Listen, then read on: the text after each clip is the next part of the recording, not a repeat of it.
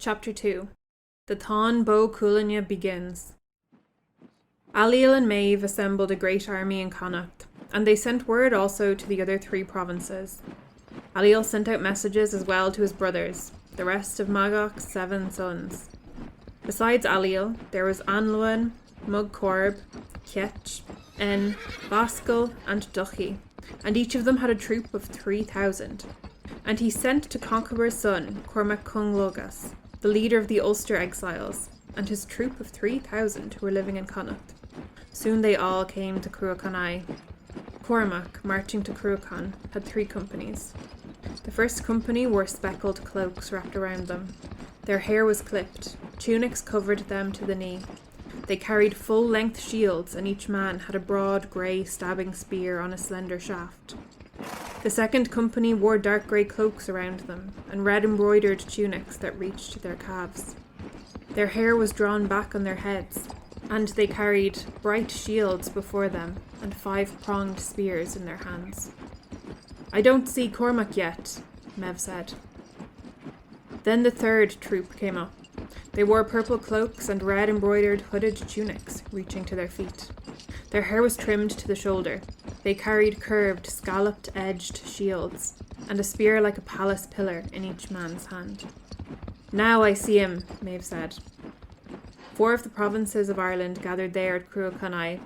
Their sages and druids delayed them there for a fortnight, waiting for a sign. The day they finally set out, Maeve said to her charioteer, "Everyone leaving a lover or a friend today will curse me," she said.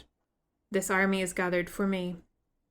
"Wait a minute," the charioteer said, "until I turn the chariot around to the right, with the sun, to draw down the power of the sign for our safe return." He turned the chariot round and made to set off. But they saw a young grown girl in front of them. She had yellow hair. She wore a speckled cloak fastened around her, with a gold pin, a red embroidered hooded tunic and sandals with gold clasps. Her brow was broad, her jaw narrow, her 2 eyebrows pitch black, with delicate dark lashes casting shadows halfway down her cheeks. You would think her lips were inset with Parthian scarlet. Her teeth were like an array of jewels between the lips. She had hair in 3 tresses, 2 wound upward on her head and the 3rd hanging down her back, brushing her calves. She held a light gold weaving rod in her hand with gold inlay. Her eyes had triple irises. 2 black horses drew her chariot, and she was armed. "What is your name?" Maeve said to the girl. "I am Feidelim, and I am a woman poet of Connacht." "Where have you come from?" Maeve said. "From learning verse and vision in Alba," the girl said. "Have you the Imbas Forestny, the light of foresight?" Maeve said. "Yes, I have," the girl said. "Then look for me and see what will become of my army." So the girl looked. Maeve said, "Feidelim, prophetess, how seest thou the host?" Feidelim said in reply, "I see it crimson, I see it red." "It can't be true," Maeve said. "Conchobar is suffering his pangs in Awan with the rest of the Ulster warriors. My messengers have come from there and told me." "Feidelim, prophetess, how seest thou our host?" "I see it crimson, I see it red," the girl said. "That is false," Maeve said. "Celtcur mac Odatar is still in Dún Lakelas with the 3rd of the Ulster forces, and Fergus, son of Roach mac Éadach and his troop of 3,000 are here with us in exile." "Feidelim, prophetess, how seest thou our host?" Maeve said. "I see it crimson, I see it red," the girl said. "It does not matter," Maeve said. "Wrath and rage and red wounds are common when armies and large forces gather. So look once more and tell us the truth. Feidelim, prophetess, how seest thou our host?" "I see it crimson, I see it red," the girl said. "I see a battle, a blond man with much blood about his belt, and a hero halo around his head. His brow is full of victories. 7 hard, heroic jewels are set in the iris of his eye. His jaws are settled in a snarl. He wears a looped red tunic. A noble countenance I see, working effect on womenfolk. A young man of sweet colouring, a form dragonish in the fray. His great valour brings to mind Cuailnge of Morhivna, the hound of Cuailnge, full of fame. Who he is I cannot tell, but I see now the whole host coloured crimson by his hand. A giant on the plain I see, doing battle with the host, holding in each of his 2 hands 4 short, quick swords.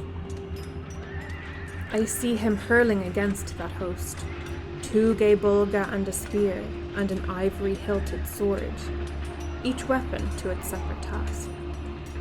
He towers on the battlefield in breastplate and red cloak. Across the sinister chariot wheel, the warped man deals death. That fair form I first beheld melted into a mist shape. I see him moving to the fray. Take warning, watch him well. Cuailnge Sudalov's son, now I see him in pursuit. Whole hosts he will destroy, making dense massacre. In thousands you will yield your heads. I am Cuailnge, I hide nothing. The blood starts from warriors' wounds, total ruin at his touch. Your warriors dead, the warriors of Deda Maxin prowling loose, torn corpses, women wailing. Because of him, the forge hand.